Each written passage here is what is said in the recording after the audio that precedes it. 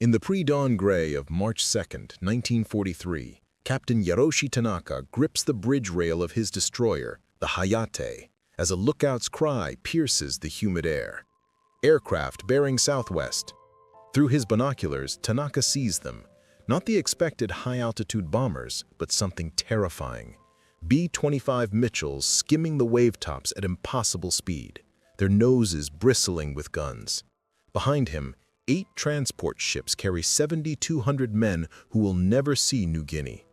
Tanaka has exactly 30 seconds before the first skip bomb hits the water. 30 seconds to understand what he's facing. 30 seconds that will redefine naval warfare forever. Before we jump back in, tell us where you're tuning in from. And if this story touches you, make sure you're subscribed, because tomorrow I've saved something extra special for you.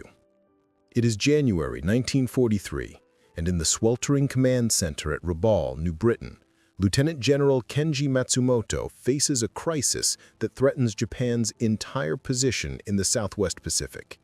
The Allied counteroffensive has just captured Gona on New Guinea's northern coast after 3 months of savage jungle fighting. Now they threaten Wewak and Madang, the 2 vital Japanese strongholds that anchor the empire's defensive line across New Guinea. These bases represent far more than mere military outposts. They are the linchpins of Japan's strategy to hold the resource-rich Dutch East Indies, protect the sea lanes to the Solomon Islands, and maintain a defensive perimeter that keeps Allied bombers away from the Philippines and ultimately the home islands. Without Wewak and Madang, the entire defensive architecture collapses like a house of cards. The arithmetic of supply in this theater is brutal and unforgiving. Every rifle, every artillery shell, every bag of rice must travel by ship from Rabaul across 450 nautical miles of increasingly hostile waters. The Bismarck and Solomon Seas, once regarded as relatively safe Japanese waters, have become hunting grounds for American and Australian aircraft operating from newly established bases at Port Moresby and Milne Bay. Previous reinforcement attempts have yielded mixed and costly results. In mid-January, a convoy carrying the 114th Infantry Regiment under Colonel Takeshi Yamashita reached Wewak, but at devastating cost. The transport Hokai Maru was sent to the bottom by an Australian Beaufort torpedo bomber, taking 423 soldiers and all of the regiment's heavy weapons with her. Another vessel, Suruga Maru, limped into port so badly damaged she had to be deliberately beached to prevent sinking. General Matsumoto knows the clock is ticking. Intelligence reports from Tokyo indicate the Allies are massing forces for a major push up the coast. He needs to reinforce New Guinea with at least a full division, approximately 15,000 men if there's any hope of holding the line. After intense consultations with his naval counterparts and staff officers, a bold plan emerges. Operation Hailstorm, a massive convoy operation that would deliver 7,200 elite troops from the 38th Division directly to Wewak in a single, concentrated effort. The risks are sobering. Admiral Isoroku Yamamoto himself, mastermind of the Pearl Harbor attack and Japan's most respected naval strategist, sends a coded message warning that losses could reach 60%. But the alternatives are even grimmer. Attempting to land troops further west and marching them overland through uncharted jungle would likely result in catastrophic casualties from disease, starvation, and constant Allied air harassment. Allied fighters and bombers now patrol the skies with near impunity during daylight hours. The decision is made at the highest levels. The convoy will sail, come what may. The potential reward, securing New Guinea and buying time for Japan's broader Pacific strategy, justifies the enormous risk. But everyone involved, from General Matsumoto to the lowest-ranking staff officer, understands they are gambling with thousands of lives on a single throw of the dice. The man selected to command this crucial operation is Rear Admiral Kaito Nakamura, a 52-year-old destroyer commander with a reputation for aggressive tactics and iron nerves. Nakamura has survived 2 years of brutal night battles in the Solomons, where his destroyer squadron earned grudging respect even from American opponents who dubbed them Tokyo Midnight Runners. But this mission will be unlike anything he has faced before, shepherding slow Rear Admiral Kaito Nakamura stands in the operations room at Rabaul, studying the large-scale chart of the Bismarck Sea with the intensity of a chess master analyzing a critical endgame.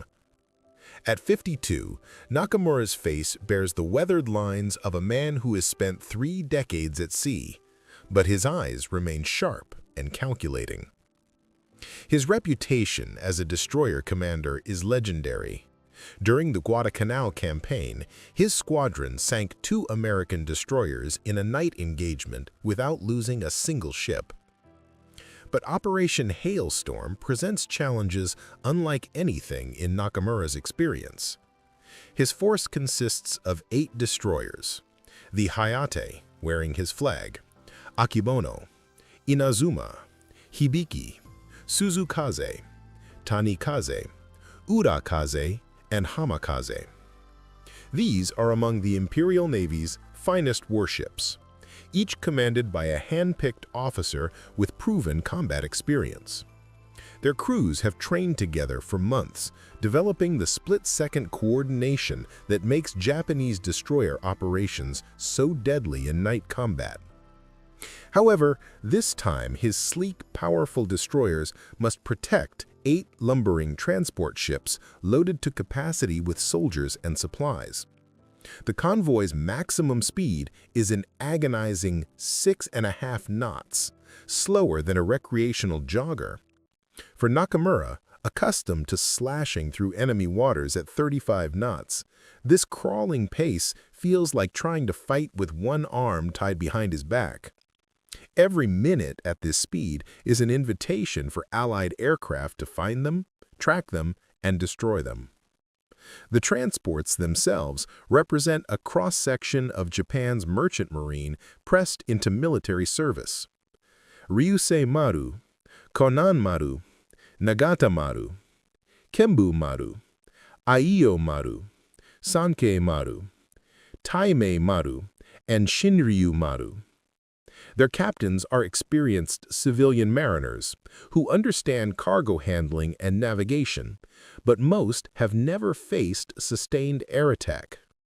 Nakamura knows their crews will be terrified when the bombing starts, and terrified men make mistakes.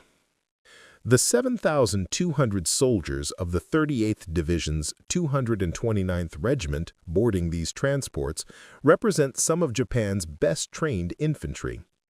Their commander, Major General Yoshio Minami, is a 48-year-old professional soldier who earned distinction in the China campaigns.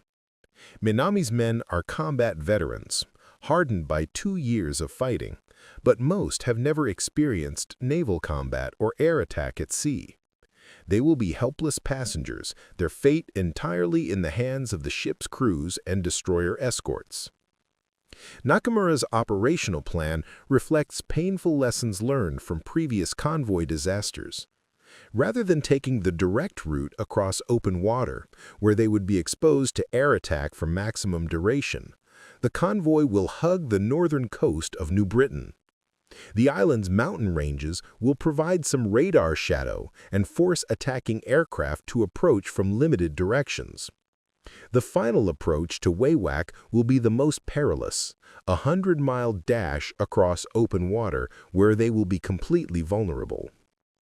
To provide air cover, the Japanese Army and Navy Air Forces at Rabaul have promised continuous fighter patrols totaling 80 aircraft. But Nakamura knows this promise is largely hollow. The distance from Rabaul to the convoy's route pushes the Zero fighters to their maximum range. They can remain on station for perhaps 40 minutes before having to return for fuel. And the quality of Japanese pilots has declined sharply. Experienced veterans are increasingly replaced by hastily trained replacements who lack the skills to protect a convoy effectively. As Nakamura briefs his destroyer captains on the evening before departure, he sees the same understanding in their eyes that he feels in his gut. They are being asked to accomplish a nearly impossible mission. But orders are orders, and Japanese naval officers do not question the decisions of their superiors. The convoy will sail at midnight. 500 nautical miles southeast at Port Moresby, Lieutenant General Robert Bull Harrison, commander of the Allied 5th Air Force, paces his operations tent like a caged predator. At 53, Harrison is a maverick who has spent his entire career challenging conventional military thinking. Before the war, his theories about low-altitude bombing against naval targets earned him reprimands from superiors who considered such tactics suicidal. Now, with American and Australian forces desperately needing to cut Japanese supply lines, Harrison's radical ideas are about to receive their ultimate test. The problem Harrison faces is both simple and maddeningly complex: how to sink ships from the air with acceptable accuracy. Traditional high-altitude bombing has proven almost worthless against moving vessels. In recent convoy attacks, his B-17 Flying Fortresses flew over 300 sorties and managed to sink exactly one transport ship. A catastrophic waste of resources, fuel, and pilot lives. The Japanese convoys continued to deliver troops and supplies to New Guinea, and MacArthur's planned offensive will stall unless Harrison can find a way to interdict them effectively. Harrison's solution, developed over months of secret testing, is a technique he calls mast-height bombing, approaching targets at wave-top level and releasing bombs that skip across the water like flat stones before slamming into a ship's hull. The concept isn't entirely new. Theoretical papers discussed it in the 1930s. But Harrison and his team have refined it into a practical, devastating tactic. Through exhaustive testing against the wreck of SS Moresby Queen, a merchant ship grounded off the coast, they've perfected the approach parameters: 180 to 220 feet altitude, 240 miles per hour airspeed, release point 400 yards from target, with 4-second delay fuses. But skip bombing alone won't guarantee success. The B-25 Mitchell bombers executing these attacks will be flying straight into point-blank range of Japanese anti-aircraft guns. They need to suppress those defenses, and that's where Major James Hammer Fitzpatrick enters the picture. Fitzpatrick, a 41-year-old former barnstormer and test pilot, has become Harrison's chief weapons innovator. When standard B-25s proved too vulnerable during low-level approaches, Fitzpatrick proposed a radical modification. Strip out the bombardier's glass nose and replace it with 8 forward-firing .50 caliber machine guns. The modified B-25s, which crews nicknamed gunships or commerce destroyers, can deliver devastating suppressive fire while approaching their targets. Fitzpatrick didn't stop there. He added 4 more guns along the fuselage sides and mounted twin guns in a ventral position. The result is a flying weapons platform that can put out 6,000 rounds per minute of concentrated fire, shredding anti-aircraft positions before the Japanese gunners can effectively respond. The Australian contribution proves equally crucial.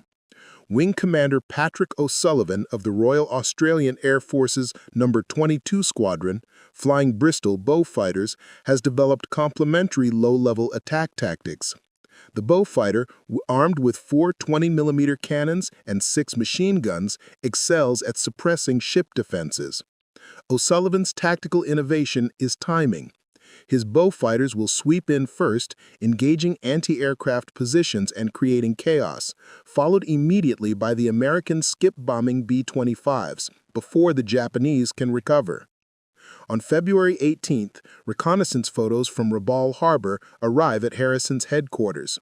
Photo interpreters count 63 vessels in port, including 8 large transports being loaded with troops and supplies. Ultra-intelligence, the Allies' closely guarded ability to decrypt Japanese naval codes, provides even more valuable information. A major convoy, designated Operation Hailstorm, will depart February 27th, destination Wewak, carrying reinforcements from the 38th Division. Harrison immediately recognizes this as the opportunity he's been waiting for. He summons his senior commanders to Port Moresby for final planning. The attack will involve every available aircraft: 72 heavy bombers, 36 modified B-25 gunships, 28 light bombers, and 48 fighters. Nearly 200 aircraft will strike the convoy in coordinated waves, the largest air-sea battle yet attempted in the Pacific theater. Harrison's crews are nervous but confident. They've trained relentlessly for this moment, and they trust their innovative tactics will prove decisive. The development of mast-height bombing begins not in a laboratory or design office, but on a sun-scorched practice range 15 miles outside Port Moresby. Major William "Doc" Brennan, commanding the 38th Bombardment Squadron, becomes Harrison's chief test pilot for the revolutionary technique. A former crop duster from Oklahoma, Brennan possesses the stick and rudder skills necessary to fly a twin-engine bomber at altitudes where a single mistake means instant death. The early attempts are hair-raising failures. On the first test run against the Moresby Queen wreck, Brennan releases his practice bomb from 300 feet, too high. The bomb skips once, twice, then plunges underwater, detonating harmlessly 50 yards beyond the target. The second attempt, at 150 feet, nearly kills him. The bomb skips directly into the wreck's hull, but Brennan is so close that the explosion sends shrapnel through his aircraft's tail section. He limps back to base with hydraulic fluid streaming from severed lines. Through weeks of dangerous trial and error, Brennan and his team discover the precise parameters. The bomber must approach at exactly 200 feet, low enough for the bomb to skip effectively, high enough to avoid the explosion and debris. Speed is critical. Too slow, and the bomb drops vertically. Too fast, and it skips over the target. The sweet spot is 240 miles per hour, requiring careful throttle management during the approach. Release distance matters enormously. 400 yards gives the bomb time for 2 or 3 skips before impact and provides the aircraft precious seconds to bank away before the explosion. But the most critical innovation involves the fuses. Standard impact fuses detonate on first contact with water, wasting the bomb's energy in a harmless plume of spray. Brennan's ordnance officer, Captain Lawrence Chen, modifies the fuses with 4-second delays. The bomb skips across the water's surface, slams into the ship's hull below the waterline, then penetrates several feet into the vessel before detonating.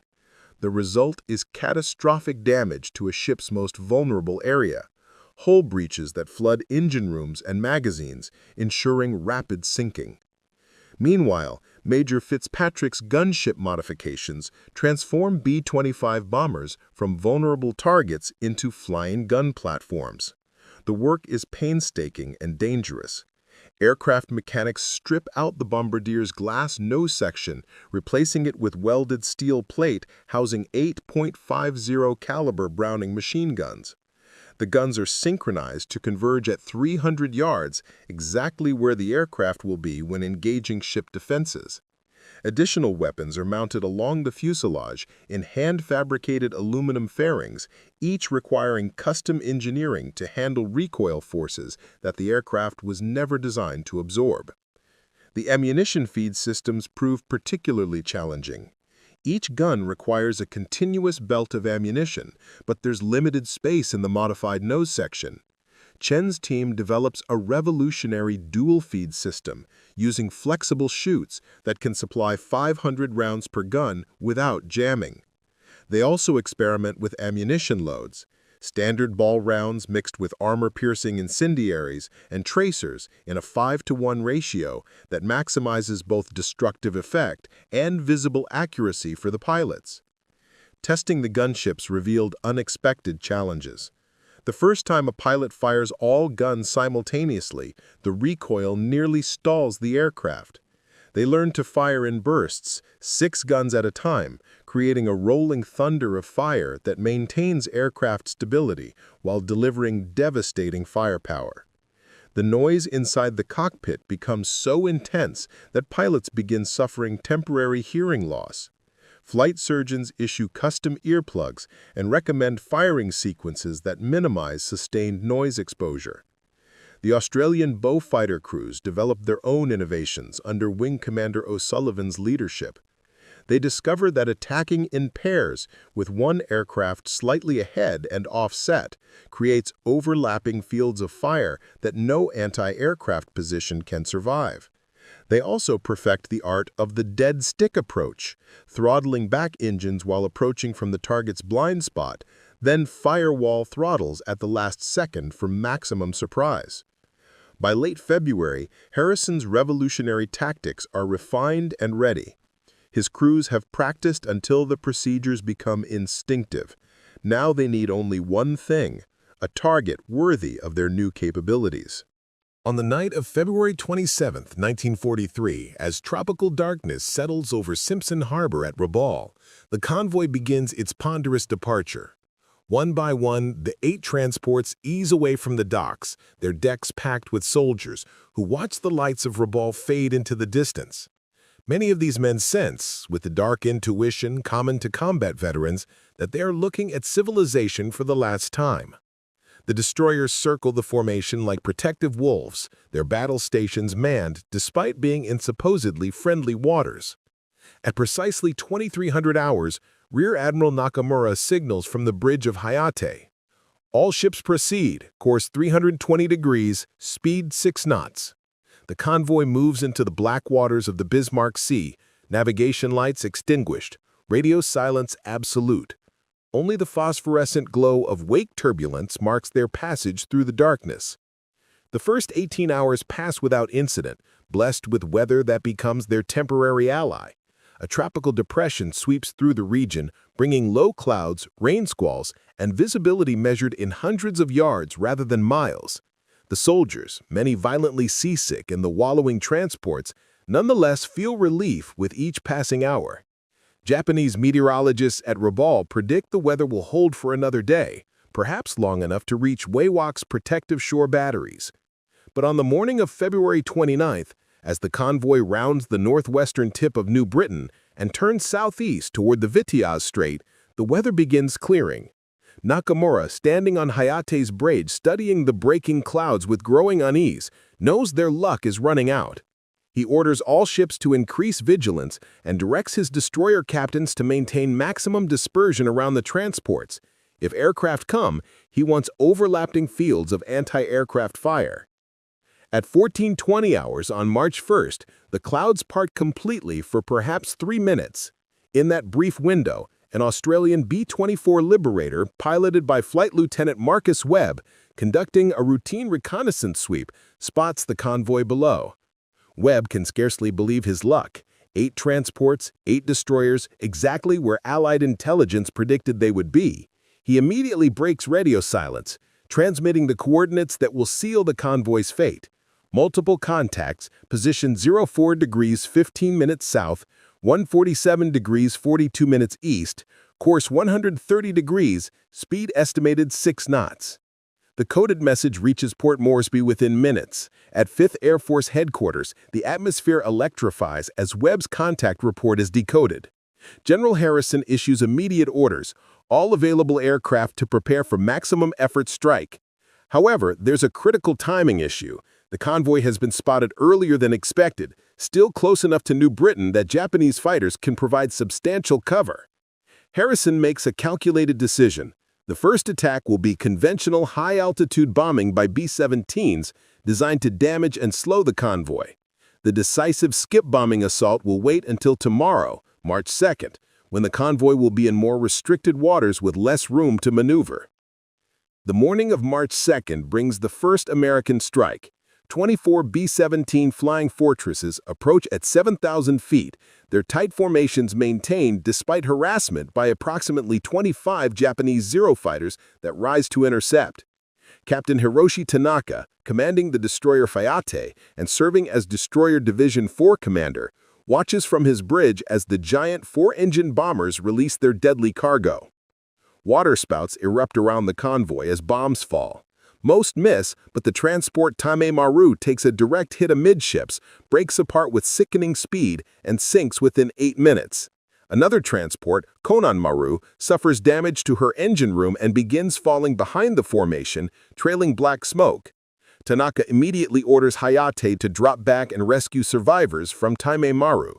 His crew pulls nearly 800 soldiers and sailors from the oil-fouled water, cramming them into every available space on the destroyer. This humanitarian decision, while honorable, has severe tactical consequences. Hayate is now dangerously overloaded, her maneuverability compromised, her fighting efficiency reduced by the massive survivors crowding her decks and blocking gun positions. As dawn breaks on March 2nd, Captain Tanaka returns to the opening scene from Part 1, now weighted with full understanding of what has brought him to this moment. The Hayate, still overloaded with survivors from yesterday's sinking, maintains station on the convoy's eastern flank. The 7 surviving transports have tightened formation, their captains seeking psychological comfort in proximity, despite knowing it makes them a more concentrated target. Nakamura has ordered strict fire discipline, no gunfires without direct authorization, conserving ammunition for the battle everyone knows is coming. At exactly 1000 hours, the lookout's cry shatters the tense silence. Aircraft bearing southwest, low altitude. Through his binoculars, Tanaka sees what his training never prepared him for. Not the high-altitude formations they faced yesterday, but something entirely different and terrifying. 12 Bristol Beaufighters are coming in at wave-top height. So low their propeller wash creates visible disturbances on the calm sea. Behind them, barely visible through the morning haze, are the dark shapes of B-25 Mitchell bombers. Tanaka's mind races through calculations in the precious seconds available. The Beaufighters are approaching at perhaps 280 miles per hour, distance maybe 6 miles, altitude no more than 50 feet. His anti-aircraft guns cannot depress low enough to engage targets at sea level. They were designed for high-altitude bomber formations. He orders emergency evasive maneuvers, hard to starboard, attempting to present a smaller profile and create more distance from the vulnerable transports behind him. But 30 seconds is not enough time. The Beaufighters are already upon them, Wing Commander O'Sullivan's lead aircraft opening fire at 800 yards. 4 20mm cannons and 6 machine guns unleash a storm of steel that sweeps Hayate's decks like a scythe through wheat. The forward anti-aircraft mount explodes in a fountain of sparks and flame, killing the gun crew instantly. Cannon shells pierce the bridge windows, and Tanaka feels shrapnel tear into his left shoulder even as he shouts orders to his helmsman. The Beaufighter attack lasts perhaps 20 seconds, but feels like an eternity. 2 more fighters rake Hayate from stern to bow, their cannon fire methodically destroying each anti-aircraft position.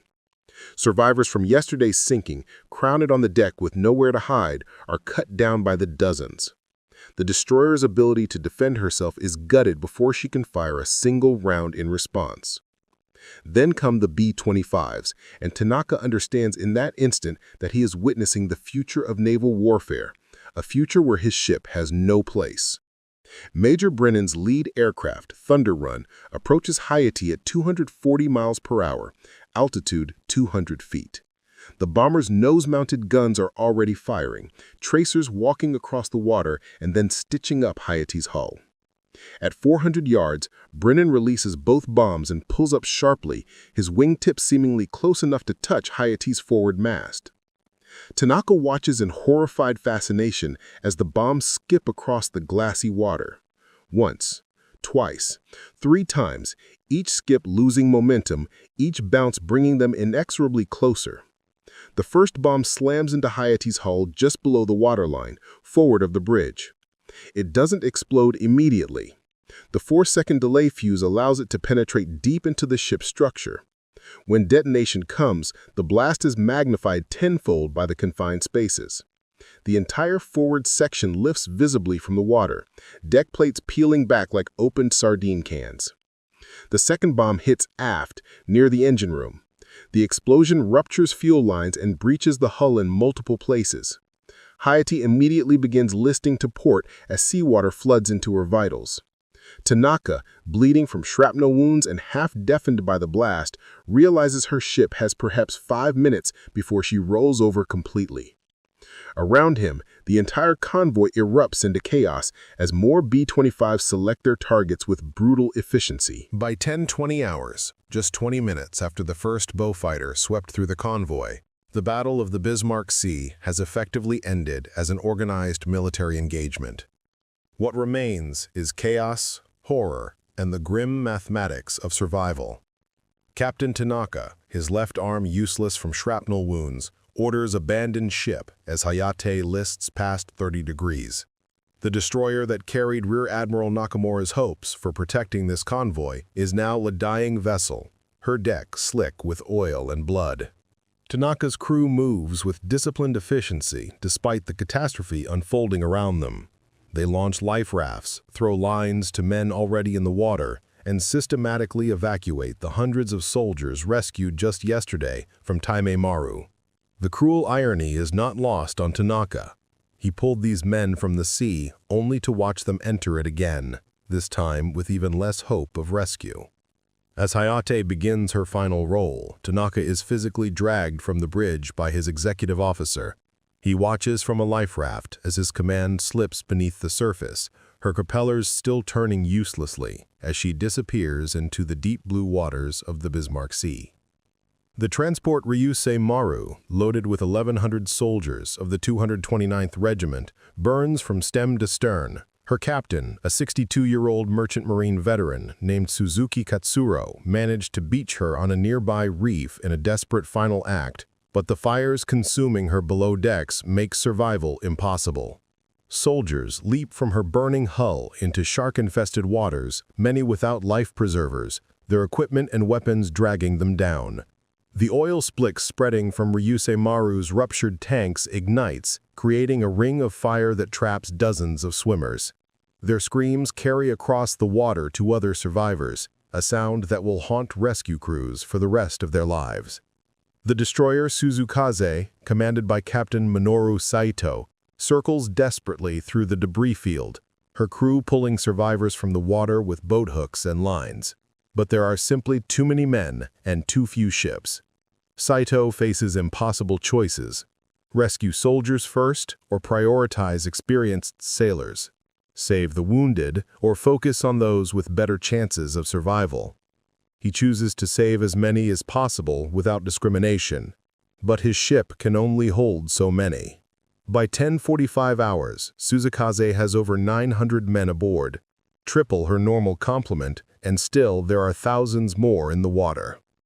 The transport Ayo Maru, carrying aviation fuel desperately needed at Wewak, explodes with such violence that debris rains down across a mile-wide area. The fireball is visible from Port Moresby, 70 miles away. There are no survivors from her crew or the 340 soldiers she carried. The explosion is so massive it creates a small tsunami that swamps nearby life rafts, drowning men who had survived the initial attack.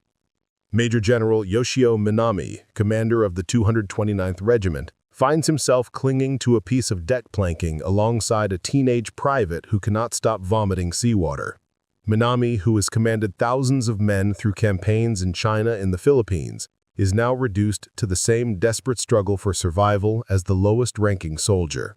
His elaborate operational plans for reinforcing Wewak, carefully developed over months, are scattered across the ocean floor with his drowned staff officers. The division he was supposed to lead no longer exists as a fighting force. Rear Admiral Nakamura, rescued by the destroyer Urakaze, stands on her bridge surveying the devastation with the blank expression of a man in shock. Of his 8 transports, 6 are sinking or already sunk. Of his 8 destroyers, 3 are gone and 2 others are critically damaged. He has lost operational control of the battle, if it can be called a battle rather than a massacre, within the first 15 minutes. The strategic implications of the Bismarck Sea disaster ripple outward from the moment the last transport slips beneath the waves.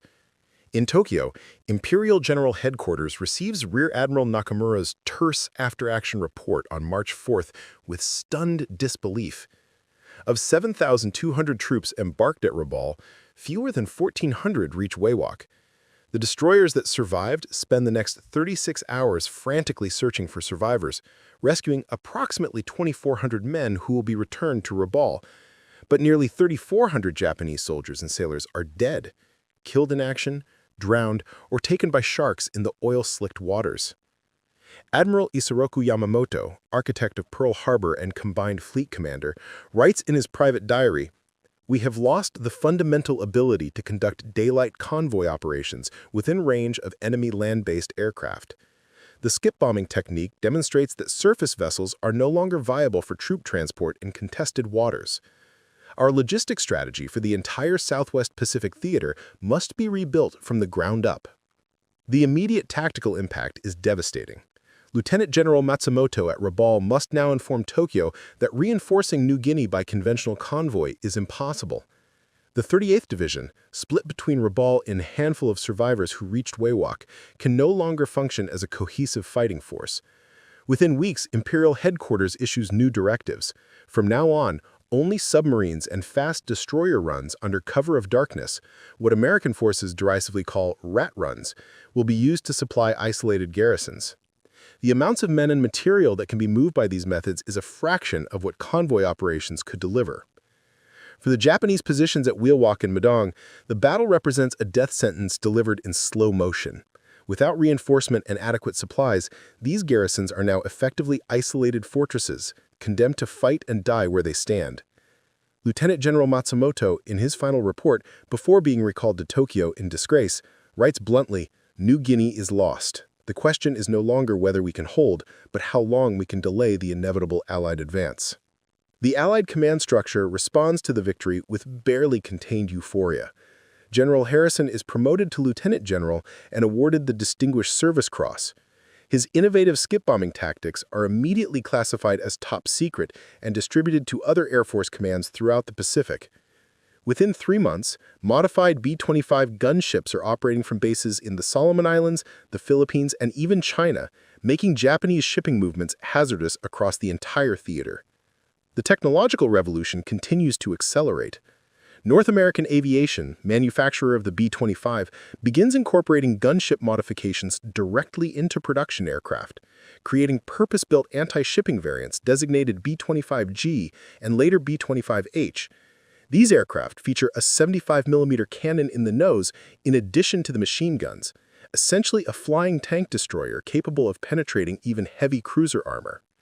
The age of the gunship has arrived, born from the desperate innovation of the Bismarck sea battle.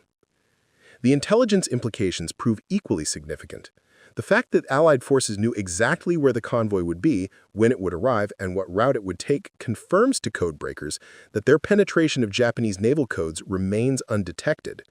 This intelligence advantage, the ability to read enemy plans before they execute them, becomes arguably more valuable than any physical weapon system.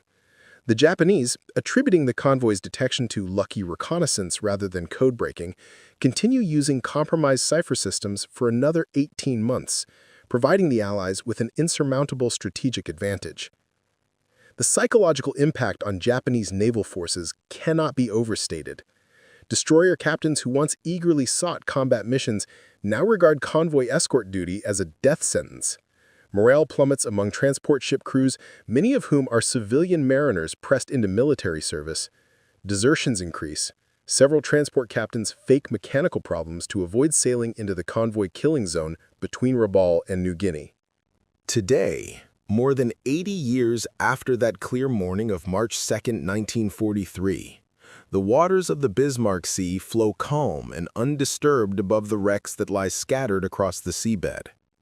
Sport divers occasionally explore these underwater tombs, finding ships sitting upright in the deep, their holds still containing trucks, ammunition crates, and the skeletal remains of those who went down with them. The coral has reclaimed these vessels, transforming instruments of war into artificial reefs teeming with life, a strange and beautiful redemption. But for those who understand the history, these waters tell a darker story. They speak of 30 seconds, the brief window Captain Tanaka had to comprehend what he was facing before the first skip bomb struck Hayate. 30 seconds that proved insufficient to save his ship, his crew, or the mission he had sworn to complete.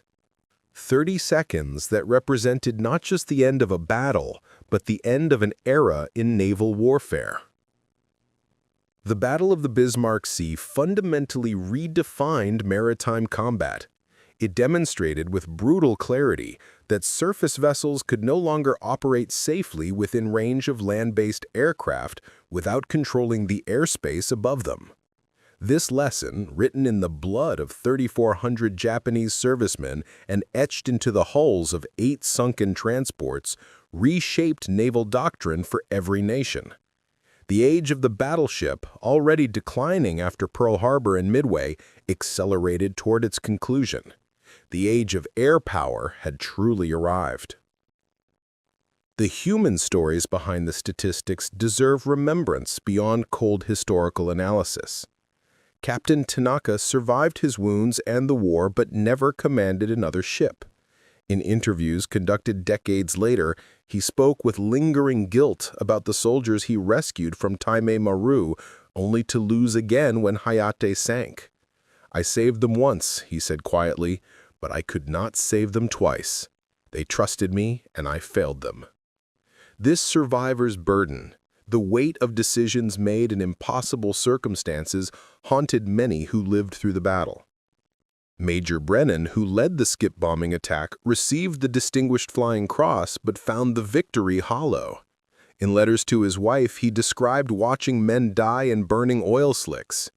"We did what we had to do. The mission was necessary, strategically sound, brilliantly executed. But necessity doesn't erase the memory of those faces in the water." Years after the war, Brennan became an advocate for international humanitarian law, arguing that the conduct of warfare must maintain limits even in pursuit of legitimate military objectives. The ethical complexities raised by the battle remain unresolved. The attack on the convoy was militarily justified. These were combatants being transported to reinforce enemy positions. Yet the wholesale destruction, the killing of survivors in the water over subsequent days by patrolling aircraft and PT boats, tests our understanding of honorable warfare. Can an action be both tactically correct and morally troubling? The Battle of the Bismarck Sea forces us to confront these uncomfortable questions. For military historians and strategists, the battle endures as a perfect case study in innovation, intelligence integration, and joint operations. The combination of code-breaking, reconnaissance, innovative tactics, and coordinated execution between American and Australian forces represents warfare at its most efficient and most devastating. Modern precision-guided munitions and anti-ship missiles follow the same principles established by those modified B-25s, high-speed, low-altitude approaches designed to overwhelm defenses before they can respond effectively. The families of those who died, Japanese and Allied, carry forward memories that statistics cannot capture. Mrs. Tanaka Yuki, whose husband perished aboard Ryusei Maru, received only a brief official notice, died gloriously for the Emperor in the South Seas. She never learned the details of his final moments, perhaps a mercy. In Rabal's military cemetery, a memorial stone lists 847 names of those lost in Operation Hailstorm, less than 1/4 of the actual dead, most of whom have no grave but the sea itself.